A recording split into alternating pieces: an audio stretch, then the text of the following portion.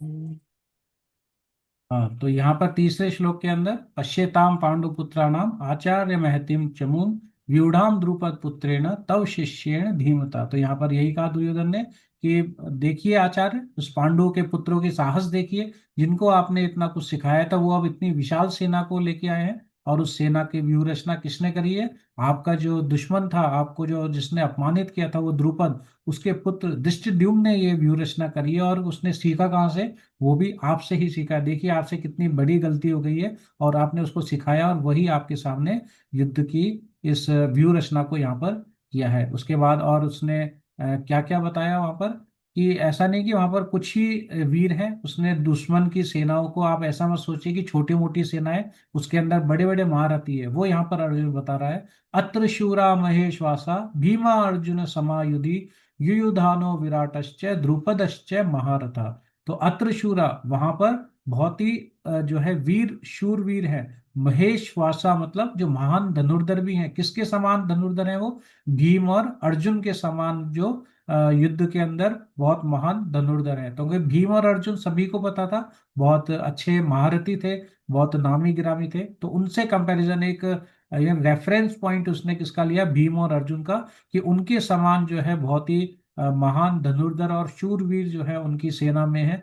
और कौन कौन से हैं? युयुधानो विराटश्च द्रुपदश्च महारथा। और कौन कौन से उनके कुछ नाम भी उसने गिनाए, कि युयुधान है वहां पर, विराट है, विराट जिसके साथ जो जब उनको वनवास हुआ था पांडवों को, तो उनके पास गए थे, तो विराट भी है। और साथ में जो है द्रुपद भी उनके साथ है। तो ये उसने इस प्रकार से महान जो योद्धा है अर्जुन और भीम के समान, वो उनके साथ खड़े हुए हैं। और दुर्योधन क्या कहता है? दृष्टकेतुश्च चेकितान काशीराजश्च वीर्यवान पुरुजित कुंती भोजश्च शैब्यश्च नरपुंगव। तो इसके अंदर और कौन कौन है इनके साथ? दृष्टकेतु है, चेकितान है, काशीराज है, और काशीराज जैसे वीर्यवान। वीर्यवान का मतलब हो गया कि अत्यंत शक्तिशाली। तो दृष्टकेतु, चेकिस्तान, चेकितान और काशीराज जैसे बहुत ही शक्तिशाली लोग हैं। और पुरुजित और कुंती भोज और शैब्य जैसे जो है वो मानव समाज के बहुत वीर लोग हैं। नरपुंगवा मतलब जो मानव समाज के वीर लोग हैं। तो ये इसने नाम गिनाए कि उनकी सेना में ये लोग हैं। और आगे और गिनाता है वो, युधा युधामन्युश्च विक्रांत उत्तम भोजाश्च वीर्यवान सौभद्रो द्रौपदाश्च सर्व एव महारथा। तो युधामन्यु जैसा विक्रांत मतलब पराक्रमी, उत्तम मौजा जैसा वीर्यवान, और सुभद्रो द्रौपदाश्च, सुभद्रा का पुत्र अभिमन्यु और द्रौपदी के पुत्र, और इस इनके जैसे जो है महारथी उनकी सेना में है। तो फिर बाद में ये प्रश्न आता है कि जो क्या इसके और भी लोग हैं इनके साथ? तो फिर वो आगे बोलता है कि ये जो पराक्रमी युद्ध है ये सारे लोग हैं। तो लेकिन उसके बाद फिर वो सोचता है कि क्या सिर्फ उनकी सेना में ही इतने अच्छे लोग हैं, इतने महारथी लोग हैं? क्या हमारी सेना में ऐसा तो नहीं, कम लोग हैं? ऐसा अगर कोई उससे पूछे, तो फिर उसके बाद दुर्योधन अपनी खुद की सेना के बारे में यहाँ पर बताता है अगले श्लोक में, श्लोक क्रमांक 7 के अंदर, कि ऐसे नहीं कि सामने की सेना ही मजबूत है, उनको टक्कर देने के लिए हमारी सेना में क्या क्या है वो मैं आपको अब बताता हूँ। तो दुर्योधन आगे कहता है कि अस्माकं तु विशिष्टा ये तान्नि बोध द्विजोत्तम नायका मम सैन्यस्य संज्ञार्थ तान अब्रवीत, संज्ञार्थ तान तान्नम अब्रवीमि ते।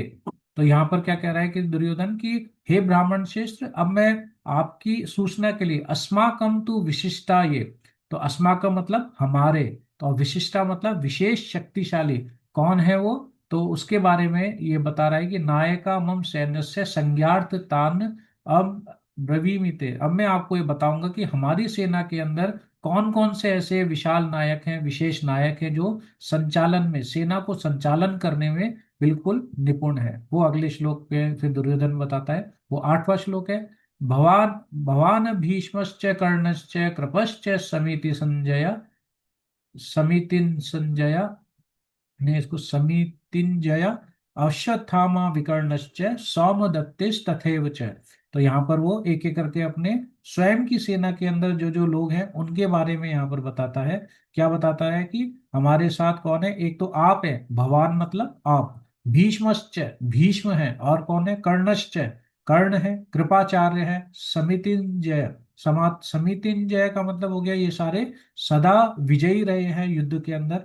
और कौन है इसमें? अश्वत्थामा विकर्णश्च सौमदत्तिस तथैव च। अश्वत्थामा है, विकर्ण जो उनका छोटा भाई था वो है, और सौमदत्त का पुत्र जो है वो वहां पर है। तो ये सारे कौन है? बहुत ही वीर योद्धा है जो संग्राम के अंदर सदैव विजयी हुए हैं।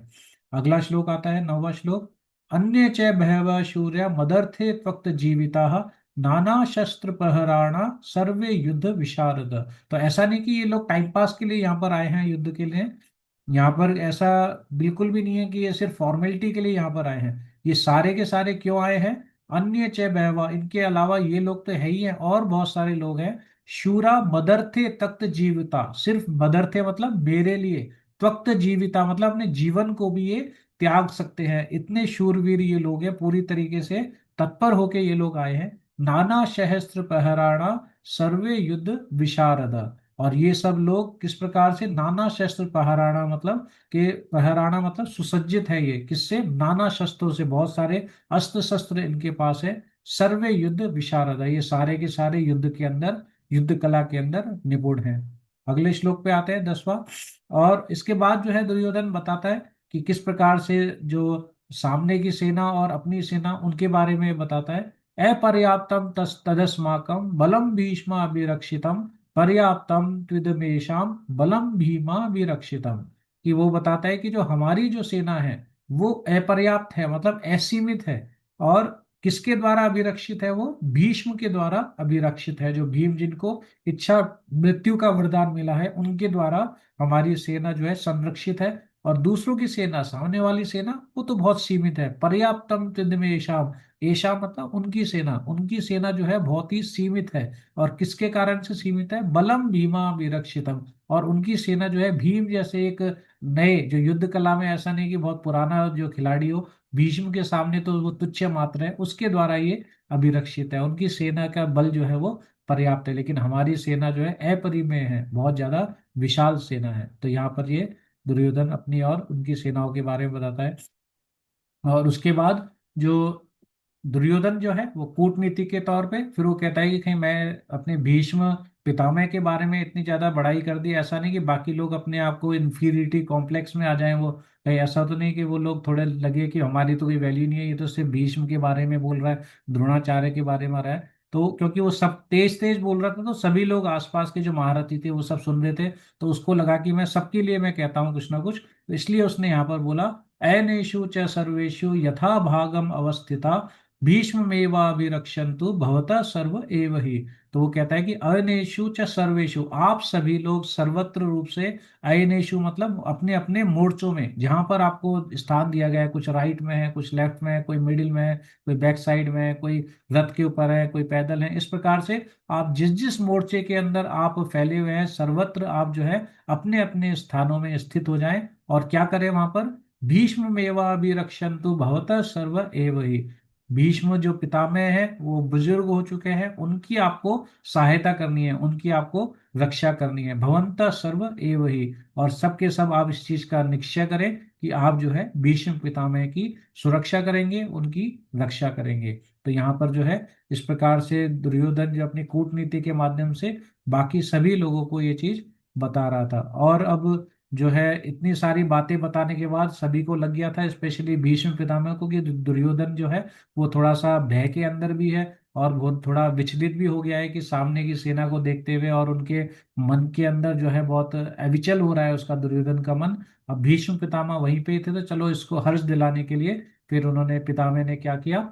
तस्य संजय नयन हर्षम कुरु वृद्ध पितामह सिंहनादम विनोदच्चै शंख दद्मौ प्रतापवान। तो उसने फिर क्या किया? कुरुवृद्ध जो पितामह संजय नयन हर्षम, उसके जो हर्ष है उसको बढ़ाते हुए, किसके हर्ष को? दुर्योधन के। तस्य मतलब उसका, उसका कौन का? दुर्योधन का। तो तस्य संजय नयन हर्षम कुरु वृद्ध पितामह, उन्होंने क्या किया? सिंहनादम विनोदच्चय, सिंहनाद मतलब सिंह की गर्जना जैसा, विनोदच्चय मतलब कि जो उनके गरज कर उच्च स्वर में क्या किया उन्होंने? शंख, शंख दद्मौ प्रतापवान, अपने जो शंख को है, जो बहुत ही बलशाली जो एक शंख है उनका, उसका जो है सिंह सी गर्जना जैसी उन्होंने ध्वनि उत्पन्न करी, उन्होंने पितामह ने। और उसके बाद फिर जैसे ही पितामह ने वो शंख बजाया, फिर उसके बाद तथा संगाश्च भैर्यश्च पंडवानक गोमुखा सहसा सेवाभ्यंत स शब्द तुमुलो अभवत। तो वहां पर जैसे ही उन्होंने शंख बजाया तो बाकी सभी जो चिल्लर टाइप से कह सकते हैं, छोटे छोटे लोग और बहुत सारे और सारे लोग थे उनकी कौरवों की सेना के अंदर, उन सब ने भी अपने अपने शंख बजाए, अपने बड़े बड़े ढोल बजाए, नगाड़े बजाए। गौमुख एक होता है ढोल और मृदंग, और एक श्रृंग जैसा एक गोमुख टाइप का एक वो एक उपकरण होता है, म्यूजिकल इंस्ट्रूमेंट। तो उसको उन्होंने सबने बनाया बजाया, और उस सबको एक साथ बजाने के साथ क्या हुआ, सहसेव अभ्यंत स शब्द तुमुलो अभवत। तो सहसा मतलब अचानक से ही इतने सारे जो म्यूजिकल इंस्ट्रूमेंट थे, कुछ ढोल बजा रहे थे, कोई मृदंग बजा रहे थे, कोई दूर दूर ऊंची ऊंची अलग तरीके के जो चीजें बजा रहे थे ये सब, तो उन सब के बजाने से एक साथ जो है वहां पर कोलाहल पूर्ण टाइप से हो गया, एक शोर शराबा सा हो गया, मारो मारो उस तरीके से जो रहता है कि अटैक करना है हमको, ये मारेंगे जीतेंगे, इस तरीके से नारे वगैरह लगा के उन्होंने एक कोलाहल पूर्ण वहां पर शोर किया। तो ये सब चीजें तब तक हो रही थी, तो तब तक पांडवों की सेना बिल्कुल शांत थी, वो देख रही थी कि इनको करने दो, इनको बातें कर रहे हैं करने दो, इनको जो चिल्लाना है चिल्लाने दो, वो सब चीज कर रहे थे। उसके बाद अब जैसे ही उनकी तरफ से, कौरवों की तरफ से ये हल्ला हुआ, उसके बाद क्या हुआ, तथा श्वेतैर्युक्ते महती स्यंदने स्थितौ माधव पांडवश्चैव दिव्यो शंखो प्रदद्मतु। तो तत्श्वेतैर्युक्ते, तो तत्पश्चात क्या हुआ, मतलब कि इनके कोलाहल पूर्ण शब्दों के बाद, कोलाहल पूर्ण शोर के बाद, तत्पश्चात मतलब क्या हुआ, श्वेत अहर युक्ते, श्वेत मतलब सफेद, हैर्य मतलब घोड़े, और युक्ते मतलब युक्त, तो सफेद घोड़ों से युक्त, सेंदने मतलब रथ। तो सफेद घोड़ों से युक्त जो रथ था उसके ऊपर स्थितौ, ये दो द्विवचनी है, स्थितौ मतलब कि दो लोग उसके ऊपर खड़े थे, श्वेत घोड़ों से युक्त रथ के ऊपर कौन खड़े थे, माधव पांडवश्चैव।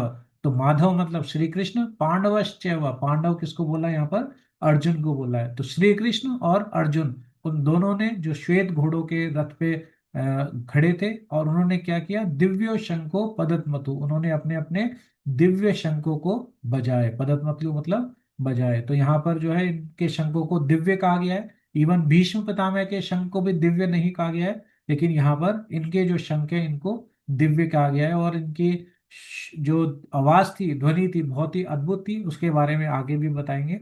तो जैसे ही इन्होंने यहाँ पर शंख बजाए, तो इसके बाद जो है इन्होंने शंखों के नाम बताए, कौन कौन से शंख पांडवों की तरफ से बजे, वो यहाँ पर आते हैं। पांजन्यम ऋषिकेशो देवदत्तम धनंजय पौंड्रम दद्मो महाशंकम भीम कर्मा व्रकोदर। तो पांजन्य नाम का शंख किसने बजाया, ऋषिकेश मतलब श्री कृष्ण ने। देवदत्तम नाम का शंख बजाया धनंजय मतलब अर्जुन ने। पौंड्रम दद्मो महाशंख, पौंड्रम दद्मो महाशंखम, एक पौंड्रम नाम का जो एक महाशंख है, बहुत बड़ा शंख है, वो किसने बजाया, भीम ने बजाया, जो कि अति मानवीय कार्य, बहुत स्पेशल जो कार्य है, लोगों की भलाई के लिए जो कार्य है, वो उन्होंने किया। और वृकोदर मतलब जो बहुत ही अति भोजी भी थे, बहुत मानवीय कार्य भी करते थे, और बहुत उनका वृकोदर मतलब उनके पेट में एक अलग सी उनकी अग्नि हुआ करती थी, जो कि बहुत ज्यादा उनकी जलती रहती थी, इसलिए वो भोजन भी बहुत ज्यादा करते थे, जो भीम देव थे। तो भीमसेन की जे उन्होंने पौंड्रम नाम का शंख बजाया। तो उन्होंने तीन लोगों के बारे में श्लोक में बताया, एक श्री कृष्ण का शंख पांजन्य, एक धनंजय मतलब अर्जुन का शंख देवदत्त, और भीमसेन का शंख पौंड्रम। तो इसको हम याद कर सकते हैं श्लोक को कि कौन कौन से शंख है। इसके पश्चात और भी लोगों ने शंख बजाए, वो अब 16वें श्लोक में आता है। अनंत विजयम राजा कुंती पुत्रो युधिष्ठिर नकुला सहदेवश्च सुघोषमणि पुष्पकौ। तो यहाँ पर जो राजा है पांडवों की साइड से, जो लीड कर रहे हैं, वो युधिष्ठिर महाराज थे। तो वो कुंती के पुत्र हैं, उन्होंने कौन सा शंख बजाया, अनंत विजय नाम का शंख बजाया। और उनके अर्जुन के छोटे भाई नकुल और सहदेव थे, उन्होंने सुघोषमणि और पुष्पकौ, ये दो शंख इन्होंने बचाए। इसके बाद और भी लोगों ने क्या क्या किया पांडवों की तरफ से, काश्चश्च परमे वाश शिखंडी च महारथ दृष्टद्युम्नो विराटश्च सात्यकी च अपराजिता। तो यहाँ पर काशीराज ने, और परमेशवासा का मतलब है, परमेशवासा मतलब अ, परमेशवासा का मतलब परम ईशुवासा मतलब महान धनुर्धर। काशीराज जो है वो एक महान धनुर्धर थे। और काशीराज और शिखंडी मतलब जैसे शिखंडी जैसे महारथी। धृष्टद्युम्नो महा विराटश्च, धृष्टद्युम्न जो द्रुपद के पुत्र थे, विराट विराट के राजा थे, और सात्विकी जो कि अपराजित है, इन सभी ने क्या किया, अपने अपने शंख बजाए। और द्रुपदो द्रौपदश्च सर्वस्व पृथ्वी विपते, तो मतलब द्रुपद के पुत्र, द्रौपदी के पुत्र, उन सभी ने, और पृथ्वी पते का मतलब जो पृथ्वी पर राज करते हैं। पृथ्वी पते का अर्थ होता है कि हे राजा। पृथ्वी पते यहाँ पर धृतराष्ट्र को बोला गया है, क्योंकि संजय बता रहा है ना वहां पर धृतराष्ट्र को। तो पृथ्वी पते यहाँ पर धृतराष्ट्र को कहा गया है कि हे पृथ्वी पते, हे राजा, कि द्रुपद ने और द्रौपदी के पुत्र ने और द्रुपद के पुत्र धृष्टद्युम्न ने, और सभी ने जो है, और सुभद्रा सुभद्रा के पुत्र अभिमन्यु ने, जो महाबाहु है, अपने अपने शंख बजाए। पृथक पृथक मतलब अपने अपने शंख दद्मु मतलब अपने अपने शंख को उन्होंने बजाया। तो यहाँ पर ये 18 श्लोक तक यहाँ पर हुआ। इसके बाद हम 19वें श्लोक पे जाते हैं। 19वें श्लोक में क्या आता है, उसके बाद इन सभी ने अपने अपने शंख बजाए, सारे महारथियों ने, वो दिव्य ध्वनि हुई। तो उसके बाद फिर क्या होता है उस शंख की आवाज सुन के, तो वो इसके अंदर बताते हैं 19वें श्लोक में। सघोषो धृतराष्ट्राणाम हृदयानि विदारयत नभश्च पृथ्वीं चैव तुमुलो अभ्यनुनादयन। तो यहाँ पर जैसे ही उन्होंने शंख बजाए, तो फिर क्या हुआ, उसकी जो सघोषो मतलब उसके शब्द ने जो ध्वनि निकल रही थी उस शंख की ध्वनि, तो उसने क्या किया, धातराष्ट्रान हृदयानि विदारयत। तो धृतराष्ट्र के जो पुत्र थे उनके हृदय को विदारयत मतलब कि बिल्कुल एक विदीर्ण कर दिया उन्होंने, बिल्कुल एक अलग से एक छलनी छलनी कर दिया उसकी आवाज ने। और वो इतनी घनी आवाज थी, इतनी तेज आवाज थी कि नभश्च पृथ्वी चैव, जो नभ में और पृथ्वी जमीन और आसमान के बीच में, तुमलो अभ्य अनुनादयन। तो तुमलो का मतलब कोलाहल पूर्ण हो गया, एक अभ्य अनुनादयन का मतलब प्रतिध्वनि, इको हो रहा था, कि जैसे बजाया उधर से आवाज टकरा रही है, नीचे से आ रही है। वैसे तो वो खुला मैदान था कुरुक्षेत्र, लेकिन फिर भी जो है वहां पर इको का कोई प्रश्न उठता नहीं है। लेकिन वो ऐसा इको कि वो आसमान और जमीन के बीच में इको कर रहा था, ऐसा जो है उसने संजय ने यहाँ पर धृतराष्ट्र को बताया। मतलब उनका जो लाइव टेलीकास्ट चल रहा था वो साउंड के साथ आ रहा था, वो देख भी रहे थे, और उनको आवाज भी संजय को आ रही थी। सिर्फ दिव्य दृष्टि नहीं थी, दिव्य श्रवण भी उनको दिया गया था, ताकि उनको साउंड इफेक्ट भी उनको पता लगे। तो यहाँ पर संजय जो है उनको साउंड के बारे में भी बता रहे हैं।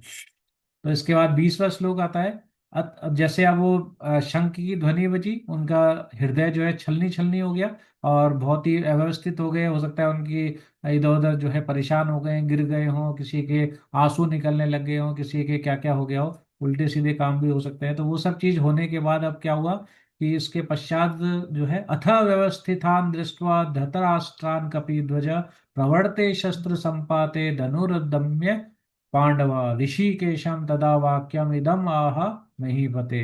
तो अब उसके बाद सब कुछ सुनने के बाद अब वापस से वो संभले सभी लोग कौरवों की तरफ से, और वो संभलता हुआ उनको देखते हुए, व्यवस्थित रूप से उनको देखने के बाद, जो धृतराष्ट्र के पुत्र थे उनको देखने के बाद, फिर कपिध्वज, कपिध्वज मतलब जो कि जिसके रथ के ऊपर अ, अ, हनुमान जी का जो चिन्ह था, हनुमान जी जिसके अंदर विराजते थे अर्जुन, तो कपिध्वजा उसके लिए बताया गया है कि उसने प्रवर्ते शस्त्र संपाते, उसने क्या किया, उसने अपने शस्त्र को संपात किया। मतलब संपात मतलब उसको तैयार किया, कि उसको भैया की धनुष को और अपने उसको उठा के, बाणों को उठा के, धनुर्दम्य पांडवा, अपने धनुष और बाणों को उसने जो है चलाने के लिए, उठाने के लिए, मतलब एक हाथ में धनुष उठाया, एक हाथ में बाण उठाया, उसने तैयार हुआ। ऋषिकेशम तदा वाक्यम इदम आह महीपते, और सब वो अपने हाथ में उठाकर उसने ऋषिकेश मतलब श्री कृष्ण से ये शब्द कहे। क्या शब्द कहे, और आखिरी में जो महीपते आया है, ये वापस से फिर धृतराष्ट्र के लिए ही आया है, कि हे राजा। उसके बाद जो है उस धनुर्धारी अर्जुन ने अपने बाणों को और अपने धनुष को उठाया, और क्या किया उसने, और ये शब्द उसने ऋषिकेश से कहे। ऋषिकेश मतलब भगवान श्री कृष्ण। तो उन्होंने क्या कहा उसको, वो यहाँ पर हम देखते हैं। अर्जुन उवाच सेनयोर्भयोर्मध्ये रथं स्थाप्य मे अच्युता यादवा देव या यावदेवता निरीक्षेऽहं योद्धु कामान् अवस्थितान् कैर्मया सह योद्धम अस्मिन् रण समुद्यते। तो यहाँ पर अर्जुन क्या कह रहे हैं, सेनरो भयोर मध्य, कि हम दोनों सेनाओं की मध्य के अंदर रथ को ले चलो। स्थाप्या मतलब उस वहां पर स्थित कर दो। सेनरो उभयोर मध्य, दोनों जो सेनाएं हैं उनके मध्य में रथम मतलब अपने रथ को, स्थाप्य मतलब स्थित कर दो। मैं अच्युत मतलब हे अच्युत। अच्युत किसका नाम है, भगवान श्री कृष्ण का नाम है, कि जो कभी भी अपने जो मार्ग है उससे जो है दिखते नहीं है, उससे जो पथ भ्रष्ट नहीं होते हैं। वो कौन है, वो फॉल डाउन नहीं होते हैं, वो हमेशा से सेम रहते हैं, उनमें कभी भी चेंज नहीं होता है। वो है अच्युत भगवान श्री कृष्ण। तो उनको कह रहा है कि आप जो दोनों सेनाओं के मध्य के अंदर इस रथ को स्थापित करो, और वहां जाके स्थापित करके क्या करना है मुझे, याव देवता निरीक्षा हम योद्धु कामान अवस्थितान, जो युद्ध की कामना से, योद्धु कामान अवस्थितान मतलब युद्ध की कामना से वहां पर स्थित है। याव देवता निरीक्षे हम, याव इसके अंदर जो दे रखा है कि यावत एतान निरीक्षे हम, यावत मतलब जब तक मैं उनको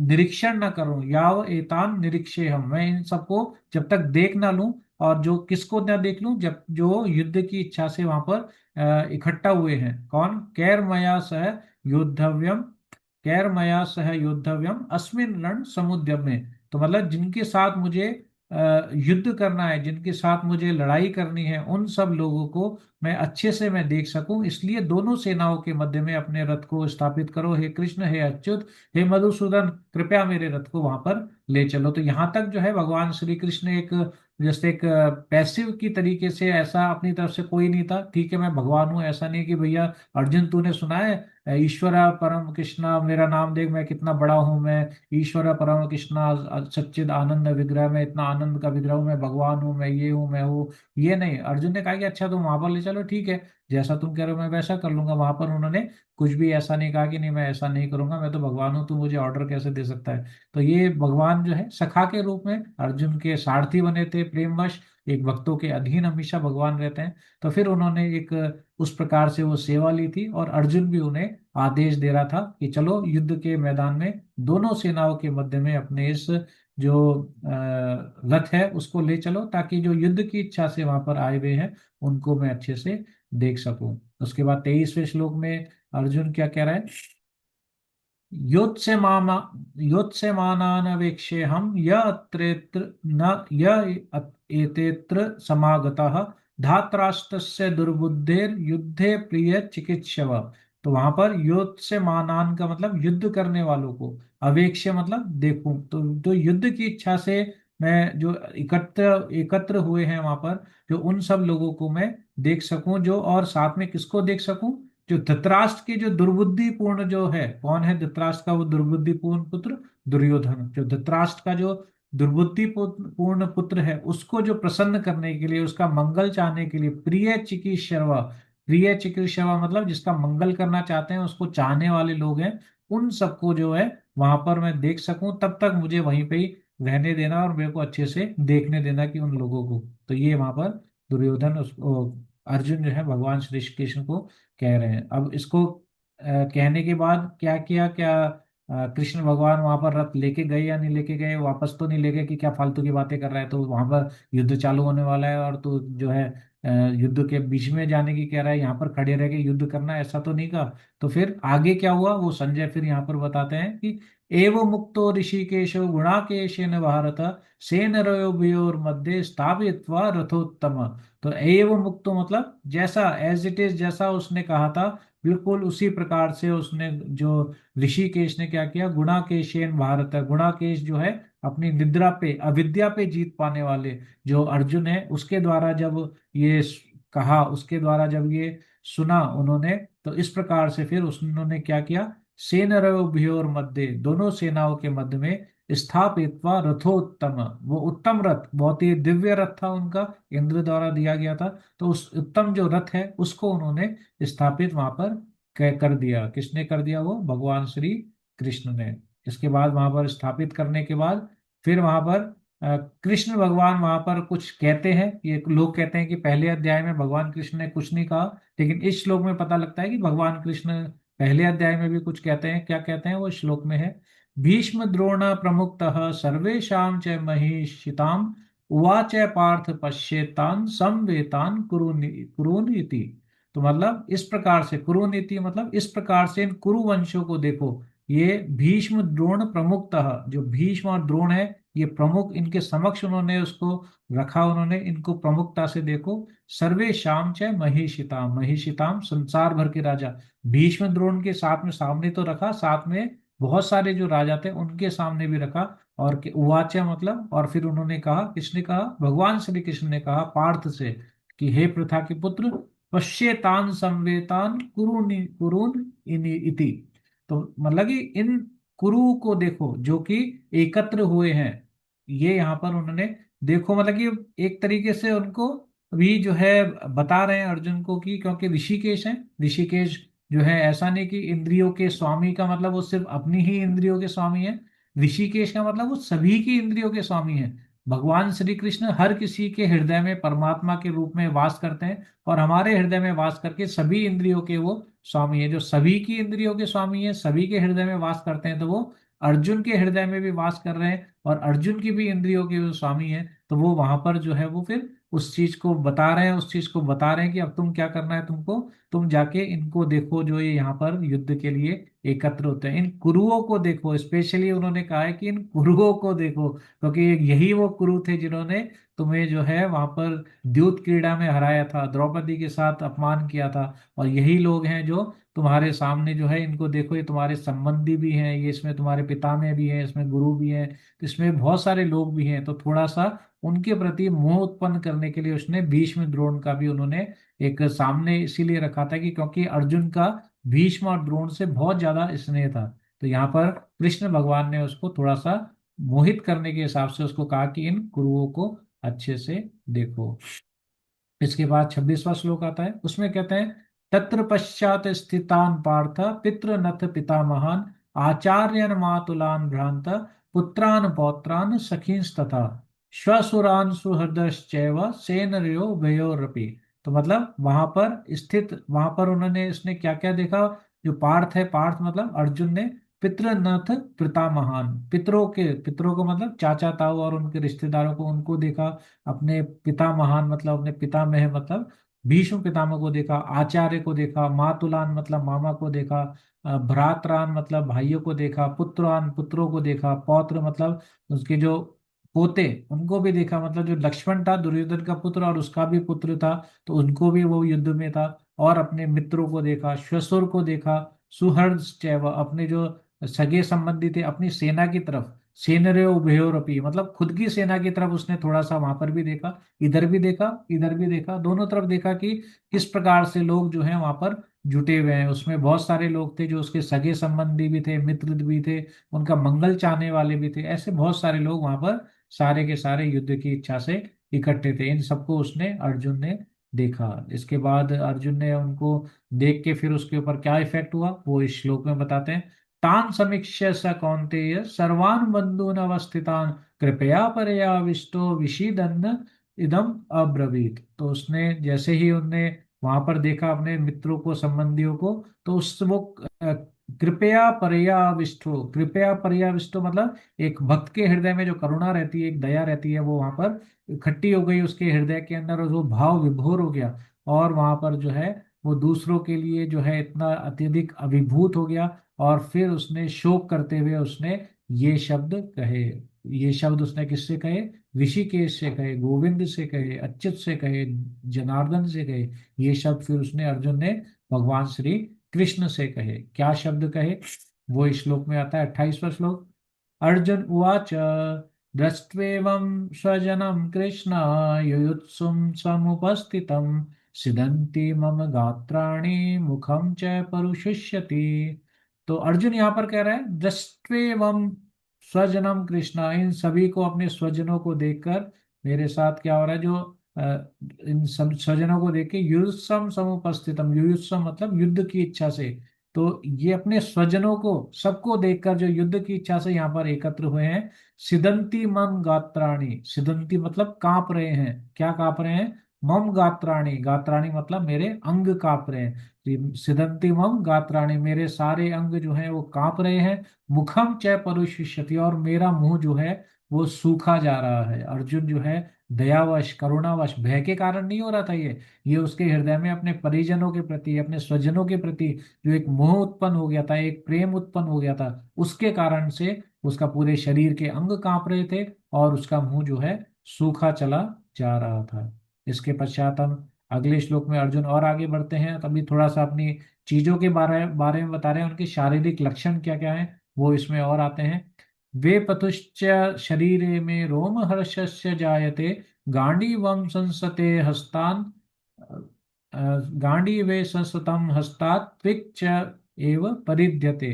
तो मतलब यहाँ पर कहता है वेपुस्थ शरीरे में, तो मेरे जो शरीर के अंदर कंपन हो रहा है, वेपुत्थ का मतलब हो गया कंपन हो रहा है, और रोम हर्षस्य जायते, रोम मेरा हर्ष के साथ जो रोमांचित टाइप से हो रहा है कि मेरे शरीर में अजीब सा रोमांच सा हो रहा है। गांडीवम संसते, गांडीव जो उसका धनुष है, अर्जुन का धनुष, दिव्य धनुष जिससे उन्होंने इन कौरवों को पहले भी विराट युद्ध में हरा चुका था, वो जो गांडीव है उसके हाथ से संसते मतलब सरक रहा है, उससे छूट रहा है। हस्तात्वच परिद्यते, और मेरा जो हाथ से छूट रहा है, और मेरी त्वचा, जो मेरी त्वचा है वो जो है जल रही है, जैसे बुखार के अंदर जलती है उस प्रकार से, इतने मोह और इतने जो व्याकुल हो गया था, शोक में डूब गया था कि मेरी त्वचा भी जो है वो जल रही है। ये अर्जुन के शारीरिक लक्षण यहाँ पर अर्जुन बता रहा था। इसके बाद 30वें श्लोक में आते हैं, न च शक्नोमि अवस्था तुम भ्रमतीव च मे मनः निमित्तानि च पश्यामि विपरीतानि केशव।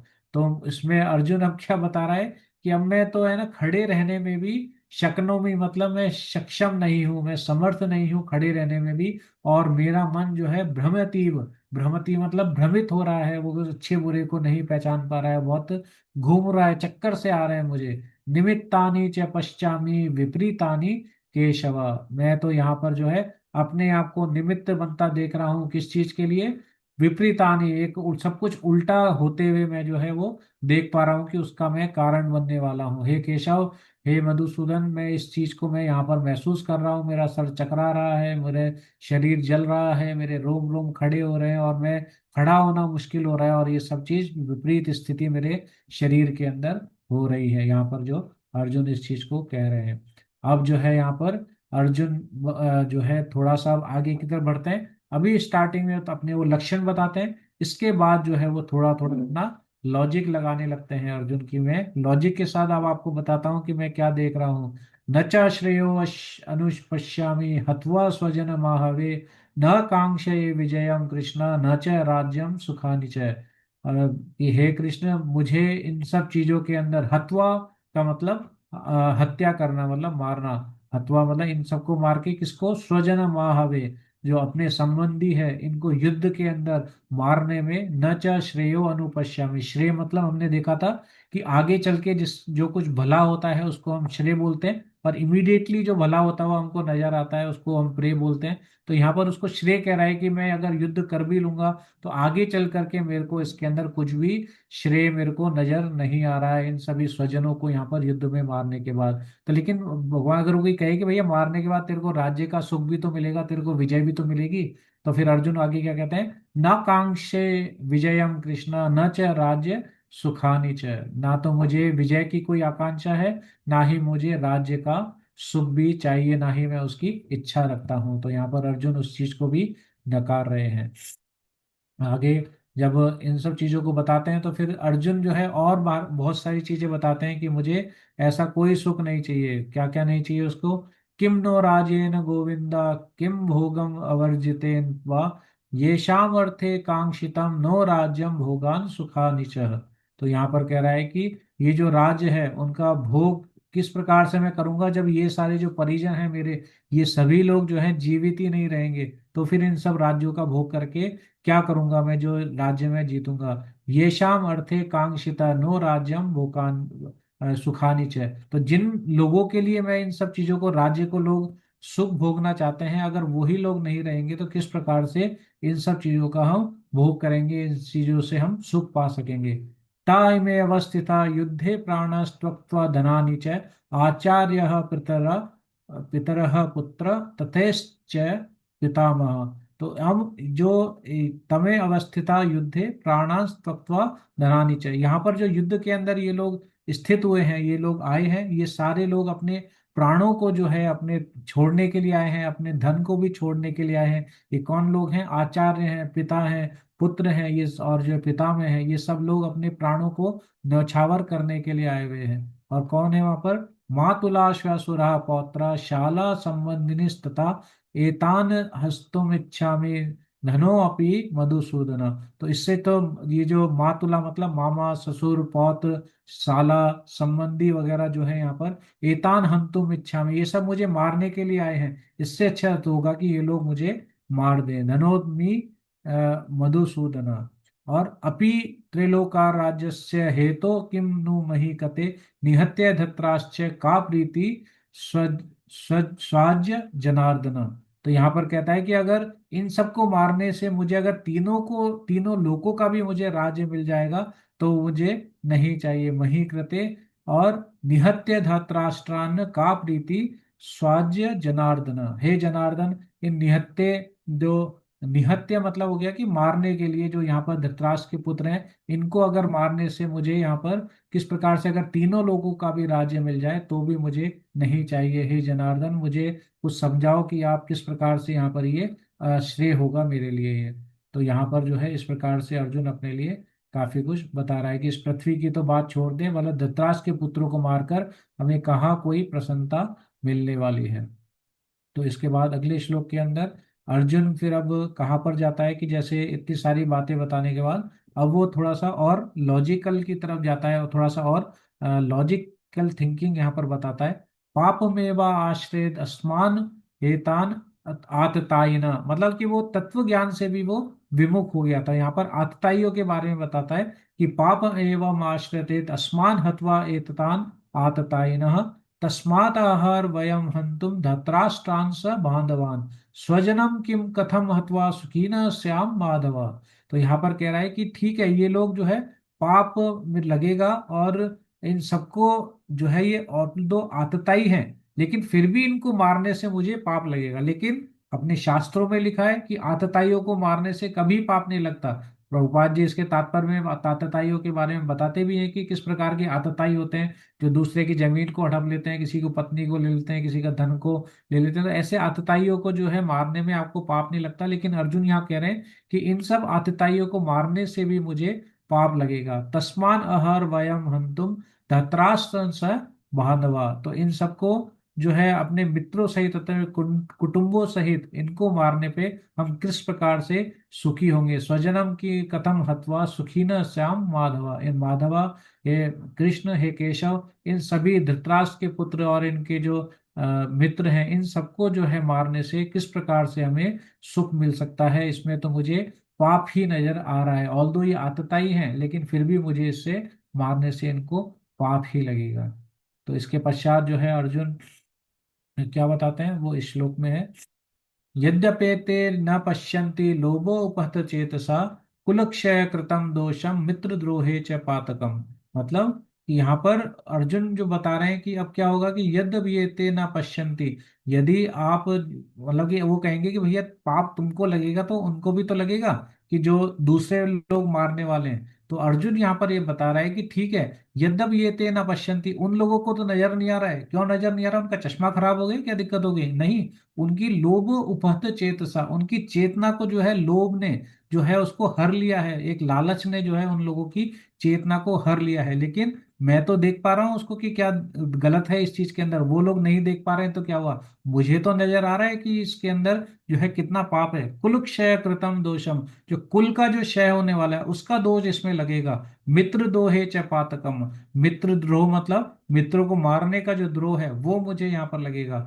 कथम न गेयम अस्माभि पापादस्मिन् न वर्तितुम कुलक्षय कृतम दोषम प्रपश्य द्विज जनार्दना, द्विभी जनार्दना। तो यहाँ पर अर्जुन क्या कह रहे हैं कि कथम च गेयम अस्माभि, कथम मतलब क्यों, इन सब हमारे द्वारा जो पाप है, इनको जो पापादि अस्मानि वर्तितुम, निवर्तितुम मतलब बंद करने के लिए, इन पापों को रोकने के लिए, कुलक्षय कृतम दोषम, तो यहाँ पर कुल का जो क्षय हो रहा है, इसका जो अपराध लगेगा, उसको देखने वालों के लिए हे जनार्दन, किस प्रकार से आपको लगता है कि यहाँ पर जो है हमें नाश हो रहा है, नहीं हो रहा है, इसमें सुख किस प्रकार से मिलेगा। तो यदि लोभ सा विभूत चित्त वाले लोग अपने परिवार को मारने और मित्र के द्रोह करने में कोई दोष नहीं देखते, किंतु हम लोग तो परिवार को विनिष्ट करने में अपराध देख सकते हैं, तो ऐसे कामों में क्यों प्रवृत्त हो? ये तो लोभ के कारण नहीं देख पा रहे हैं, लेकिन हम तो देख पा रहे हैं। तो ये चीज अर्जुन बता रहे हैं। कुलक्षय प्रणश्यन्ति कुल धर्मा सनातना धर्मे नष्टे कुलम कृष्णम अधर्मो अभि भवत्युत। तो मतलब यहाँ पर अब अर्जुन बता रहे हैं कि क्या होगा इन सबको मारने से। वो यहाँ पर इस श्लोक में बता रहे हैं कि कुल का नाश हो जाएगा। कुल क्षय प्रणश्यन्ति, कुल की जो इतने सारे लोग जब मर जाएंगे तो पूरा कुल मर जाएगा। कुल मरने से क्या होगा? कुल धर्मा सनातना, जो कुल के धर्म है, पारिवारिक परंपराएं जो चली आ रही हैं, वो सब जो है समाप्त हो जाएंगी। धर्मे नष्टे कुल कृष्णम, जो धर्म जो है हमारा सनातन धर्म है, वो फिर इसके अंदर नष्ट हो जाएगा, और हमारे जो अधर्म है वो अभिभूत हो जाएगा। जो अधर्म है, जो जो धर्म है वो अधर्म के अंदर बदल जाएगा, और चारों तरफ जो है अधर्म ही अधर्म व्याप्त हो जाएगा। कुल के क्षय होने से और क्या होगा, वो अर्जुन अगले श्लोक में बताते हैं। अधर्माभिभवत कृष्णा प्रदूषयन्ति कुल स्त्रिय स्त्रीषु दृष्टासु वार्ष्णेय जायते वर्ण शंकर। जो अधर्म जब अभिभूत हो जाएगा तो हमारी जो कुल की स्त्रियां हैं वो प्रदूषित हो जाएंगी, और स्त्री के प्रदूषित होने से क्या होगा? स्त्री के प्रदूषित होने से जायते वर्ण शंकर, वो जो है वर्ण शंकर मतलब अवांछित संतानों को जन्म देंगी जो स्त्रियां हैं। तो इस प्रकार से जो है कुल का नाश होएगा, कुल के नाश होने से अधर्म अभिभूत हो जाएगा, अधर्म अभिभूत होने से स्त्रियां दूषित हो जाएंगी, और दूषित स्त्रियों से जो है हे वृषिवंशी, वार्ष्णेय मतलब हे वृष्टिवंशी जो है अवांछित संतानें जो है वो हमारे कुल में उत्पन्न होंगी।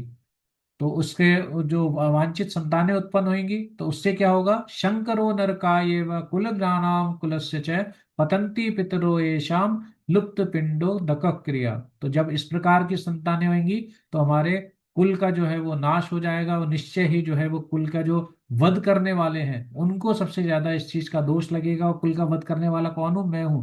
अगर मैंने इन सब कुल का जो नाश किया तो उसका जो दोष लगेगा, जो ये अवांछित संतानें जो पैदा हुई है वो सब उल्टे सीधे काम करेंगे, तो फिर जो नरक में जाएंगे उनके पितर जो हैं सारे वो नरक में जाएंगे। अब पितर नरक में क्यों जाएंगे वो आगे के लाइन में बताते हैं। पतंती पितरो ये शाम लुप्त पिंडो दक क्रिया, क्योंकि पितर गिर जाएंगे। क्यों गिर जाएंगे? क्योंकि उनकी पिंडदान की क्रिया, लुप्त पिंडो दक क्रिया, उदक मतलब जल, जो जल देना और पिंड दान करना, वो सब जो क्रियाएं हैं जो कुल परंपराएं में चली आती हैं वो सब बंद हो जाएंगी, और फिर जो है वो नरक के गामी बन जाएंगे। स्पेशली वो जिन्होंने कुल का जो नाश किया है वो स्पेशली नरक के अंदर वास करेंगे, उनके पितर जो है वो गिर जाएंगे। दोषे रेते कुलघ्राणम वर्णशंकर कारकै उत्साहन्ते जाति धर्मा कुल धर्माश्च शाश्वता। तो जो लोग कुल परंपरा को विनिष्ट करते हैं और इस तरह अवांछित संतानों को जन्म देते हैं, उनके दुष्कर्मों से समस्त प्रकार की सामुदायिक योजनाएं, मतलब जो वहां पर जो पारिवारिक जो परंपराएं चली आ रही हैं, तो वो सारी परंपराएं उत्साह जनते जाति धर्मा कुल धर्माश्च शाश्वता, शाश्वता मतलब जो सनातन रूप से चली आ रही है। तो सारी की सारी परंपराएं वर्ण शंकर कारक है। जो वर्ण शंकर मतलब अवांछित संतानों के जो कारण है, वो कौन है कारण? कुल घानाम, कुल घानाम मतलब जिसने कुल का नाश किया है। तो वो अपने ऊपर ये सारी चीज ले रहा है कि कुल का सब नाश करने वाला जो व्यक्ति है उसके ऊपर ये सारा दोष आएगा, और उस दोष के कारण ये सब कुछ जो है पारिवारिक परंपराएं जो है, अपने कुल के जो सनातन धर्म की परंपराएं, वो सब चीजें जो है नष्ट हो जाएंगी। इसके बाद अगले श्लोक में अर्जुन और क्या बता रहे हैं? उत्सन्न कुल धर्माणाम मनुष्याणाम जनार्दन नरके नियतम वासो भवतीत्य अनुशुश्रुम। तो यहाँ पर अर्जुन बता रहे हैं कि उत्सन्न कुल धर्माणाम, तो इस प्रकार से मैंने स्पेशली यहाँ पर लिखा है भवती इत्य अनुश्रुम। तो उसने क्या किया है कि अनुश्रुष्टुम मतलब उसने गुरु परंपरा के माध्यम से सुना है। क्या सुना है उसने? कि इस प्रकार से जो कुल का नाश करने वाले जो लोग होते हैं उन सबको जो है नरक के अंदर उनको वास मिलता है, जो इस तरीके से उसका माध्यम बनते हैं कुल के नाश होने का। ये अपने मन से नहीं बोल रहा हूँ, ये मैंने परंपरा से सुन रखा है इस तरह की चीजें। तो अर्जुन जो है यहाँ पर जो कह रहा है ये सब कुछ लॉजिकल भी है। डेफिनेटली इस तरीके की चीजें जो ये कह रहा है ये बिल्कुल सटीक भी है, सही भी है।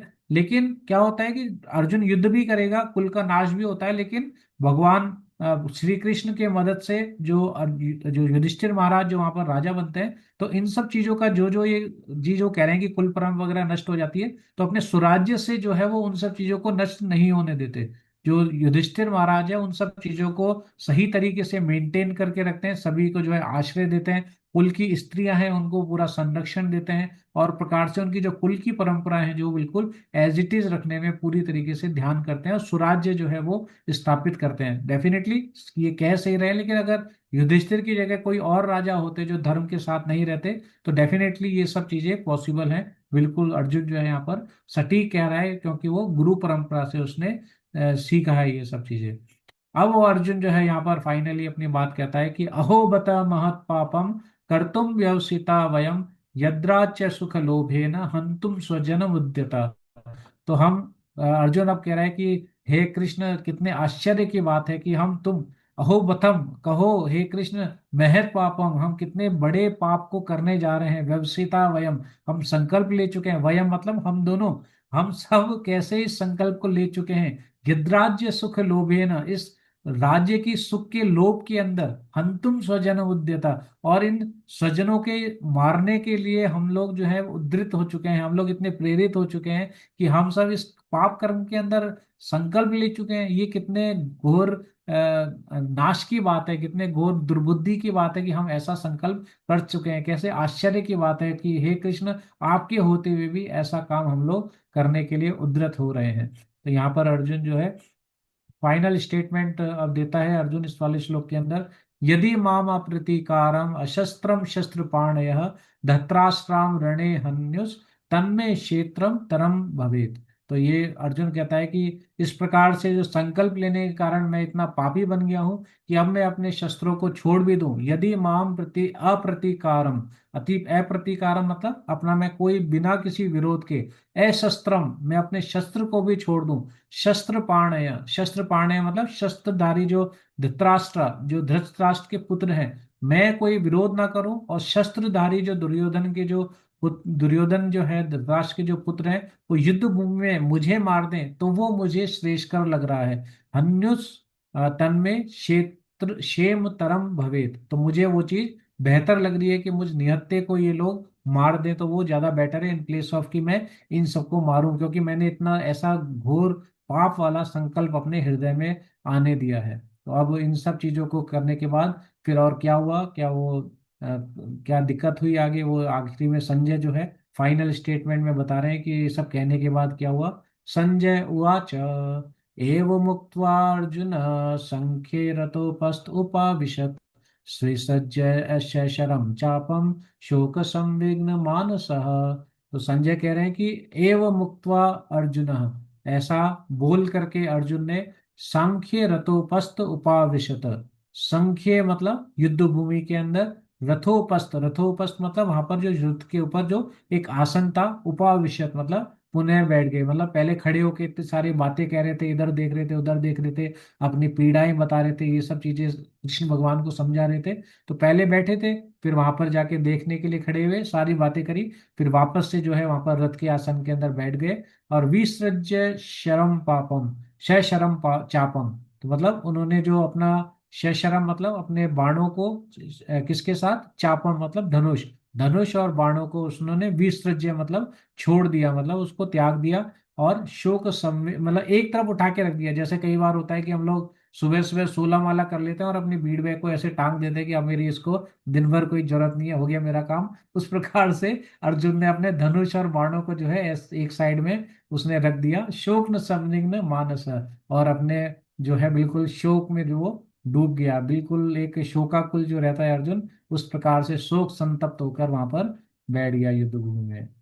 तो यहाँ पर इस प्रकार भगवत गीता के प्रथम अध्याय कुरुक्षेत्र के युद्ध स्थल में सैन्य निरीक्षण का भक्ति वेदांत तात्पर्य पूर्ण हुआ।